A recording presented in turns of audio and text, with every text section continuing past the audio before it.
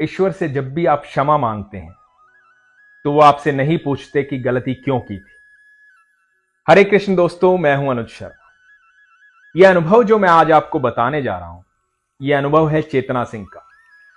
चेतना सिंह बताती हैं कि सन 1997 में जब वो 17-18 साल की थी तो वो अपने मौसा मौसी के यहां रहती थी, दिल्ली में, सेक्टर 13 रोहिणी। वहां पे एक शांति अपार्टमेंट है, वहां एक मंदिर की स्थापना होनी थी। मंदिर था माता रानी का, और माता रानी की मूर्ति जो है इनके मौसा जी ने जयपुर से मंगवाई थी। 4-5 दिन के रीति रिवाज थे, बहुत अच्छे से भजन हो रहे थे, अच्छा भोजन हो रहा था, चेतना पूरे आनंद में थी।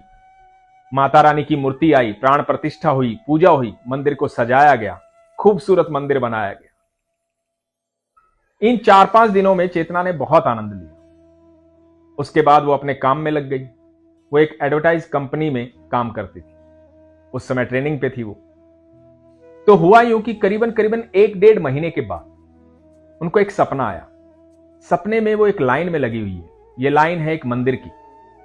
उस लाइन में लगी हुई है, इनको ये दिखाई नहीं दे रहा है कि ये मंदिर किसका है, कहां पे है, कैसा है, लेकिन इनको दिखाई दे रहा है कि वहां एक वृद्ध महिला बैठी हुई। महिला जो है स्वभाव से काफी कठोर लग रही है। ये लाइन में आगे बढ़ती हैं, महिला के पास पहुंचती हैं, प्रसाद के लिए हाथ आगे बढ़ाती हैं, और वो जो महिला है इनको एक हाथ में दिया देती हैं और एक हाथ में एक कपड़ा देती है, और इनको बोलती हैं कि तू इस मंदिर की सफाई कर। चेतना बताती है कि ये मंदिर की सफाई करने लग जाती है, और इनको दिखाई देता है कि वहां एक ग्रेनाइट पत्थर है जिसकी सफाई कर रही है, और इनको एहसास हो रहा है कि ये मंदिर जो है माता रानी का मंदिर है, मां दुर्गा भवानी का मंदिर है। इस तरह का सपना आता है, सपना टूट जाता है, सुबह होती है।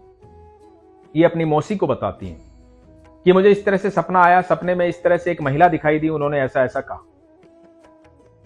तो आमतौर पे जब भी हम इस तरह के सपने देखते हैं और किसी को बताते हैं तो वो यही कहता है कि जाओ मंदिर हो आओ।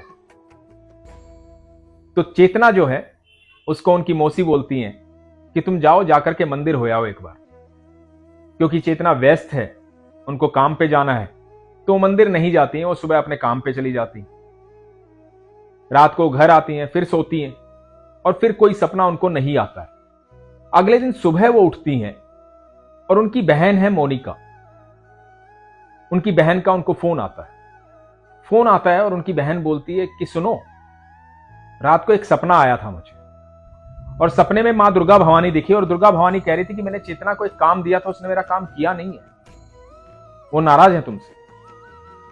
और चेतना ये सुनकर के चौंक जाती है, हैरान हो जाती है। वो बोलती है कि तुम्हें ये सपना कैसे आया?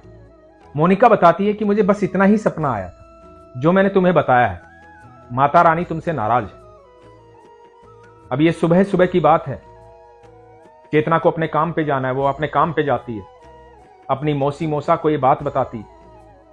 शाम को जल्दी आती है तो मौसा उसे लेकर के मंदिर जाते हैं, माता रानी के मंदिर, वही मंदिर जिसमें प्राण प्रतिष्ठा करवाई थी माता रानी।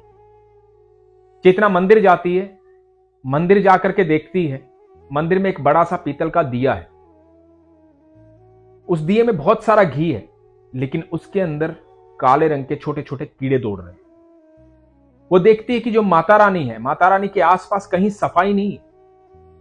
पिछले 1.5 महीने से ऐसा लग रहा है कि जब से मंदिर बना है कभी सफाई हुई ही नहीं। फूल की पुरानी पत्तियां वहां पड़ी हुई हैं, ऊपर रेत चढ़ा हुआ है, मंदिर कहीं से भी साफ नहीं लग रहा। चेतना मंदिर को साफ करती है, स्वच्छ करती है, खूबसूरत बनाती है। मौसा ने ये सारी बात जान ली थी, मौसा को सारी बात बताई गई थी। मौसा वहां के पंडित को समझाते हैं, बताते हैं कि इस तरह से माता रानी सपने में आई थी, मंदिर का ख्याल रखा करो, सफाई किया करो। दोस्तों, चेतना की ये जो भावना है, ये अनुभव है, ये बड़ा कमाल का है। माता रानी सपने में आई और अपने मंदिर के हालात बताए। चेतना का दिल पवित्र है। मां दुर्गा भवानी चाहती थी कि चेतना मंदिर में आए और मंदिर की सफाई करे। पर मैं आपसे एक विनती करता हूं, मैं आपसे कहता हूं कि हम सब मंदिर जाते हैं। आपको जब भी मंदिर में कहीं भी कुछ भी गंदगी दिखाई दे तो प्लीज, मंदिर हम सब का है, वहां झाड़ू भी होती है, पोछा भी होता है, हम सफाई करें। भगवान की सेवा का सबसे बड़ा तरीका यही है। जहां हमारे भगवान विराजमान है उसे साफ सुथरा रखना हमारा फर्ज है। मैं आप लोगों से एक बात और कहना चाहूंगा। हम लोग मंदिर जाते हैं, मैंने बहुत सारे मंदिरों में देखा है, हम प्रसाद लेके जाते हैं, फूल लेके जाते हैं, प्रसाद को उठा करके मंदिर में भगवान के मुंह में डाल देते हैं। नहीं, ऐसा मत कीजिए। आप सिर्फ भगवान को ऐसे प्रसाद दिखाएंगे क्योंकि वो भाव के भूखे। आप ऐसे प्रसाद दिखाएंगे, भगवान प्रसाद को ग्रहण कर लेंगे। मूर्तियों पर प्रसाद ना चिपकाएं। अपने फूल जो हैं वो दिल से अर्पण करें। वहां आपको दिखाई दे कि वहां पर गंदगी है तो उसकी सफाई करें। लोग शिव मंदिर में जाते हैं, दूध की थैलियां चढ़ाते हैं और थैली वहीं पे गिरा देते हैं। ऐसा ना करें। आप जो भी वहां करने जा रहे हैं, करने का फायदा क्या है यदि आप वहां गंदगी कर रहे हैं तो? आप अपने ईश्वर को, उसके स्थान को, हर चीज को बहुत खूबसूरत रखें, साफ सुथरा रखें, ताकि जिस तरह की ऊर्जा आप वहां पाना चाहते हैं उस तरह की ऊर्जा आप वहां पर महसूस करें। क्योंकि सिर्फ आप ही वहां नहीं जा रहे हैं, बाकी सब भी वहां जा रहे हैं। वो सिर्फ मूर्तियां नहीं है। चेतना ने मुझे बताया कि प्राण प्रतिष्ठा हो गई थी माता रानी की, इसीलिए प्राण थे। जब भी मूर्ति आपके मंदिर में आती है, आपके घर में आती है, जब भी मूर्ति वहां स्थापित हो जाती है तो मूर्ति जीवंत हो जाती है, वो मूर्ति नहीं रहती है, वहां ईश्वर निवास करते हैं। इस बात का ख्याल रखें और इस संदेश को समझें। चेतना को मैं शुक्रिया करना चाहूंगा इस तरह के अनुभव को हमसे शेयर करने के लिए, क्योंकि इस सारे अनुभव में एक बहुत सुंदर मैसेज था कि हम अपने मंदिरों की सफाई रखें, अपने विश्वास को मजबूत रखें, अपना ख्याल रखें। हरे कृष्णा, जय माता दी।